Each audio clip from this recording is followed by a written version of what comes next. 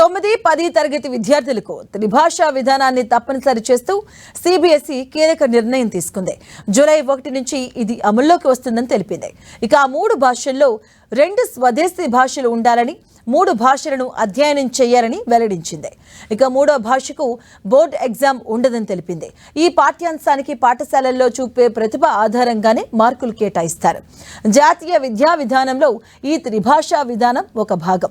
విద్యార్థులు 3 భాషలు నేర్చుకోవాలని ఎన్ఈపీ సిఫార్సు చేస్తుంది. విద్యార్థులు మాధ్యమిక పాఠశాల స్థాయిలో భారతీయ భాషలు, ఆంగ్లంతో పాటు Korean, Japanese, French, German, Spanish భాషలు అభ్యసించవచ్చని ఎన్ఈపీ 2020 చెబుతుంది. ఇక అధిక శాతం పాఠశాలల్లో భాషా మాధ్యమంగా ఉన్న ఆంగ్లాన్ని విదేశీ భాషగా పరిగణిస్తారు. అందుకే ఈ భాషను ఎంచుకునే విద్యార్థులు 2 భారతీయ భాషలను ఎంచుకోవాల్సి ఉంటుంది. రాజ్యాంగ నిర్దేశాలను, ప్రజల ఆకాంక్షలను నెరవేర్చడంతో పాటు బహుభాషా తత్వాన్ని ప్రోత్సహించి జాతీయ సమైక్యతను సాధించేందుకే ఈ విధానమని ఎన్ఈపీ నిబంధనలు చెబుతున్నాయి.